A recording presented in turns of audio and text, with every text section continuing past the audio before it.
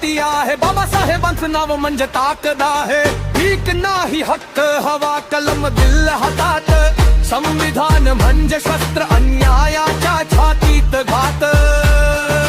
शिकायचं संघटित व्हायचं लढायचं मंत्र एकच. जय भीमचा नारा म्हणजे माणुसकीचा शब्द एकच. जात नाही भेद नाही माणूसच ओळख.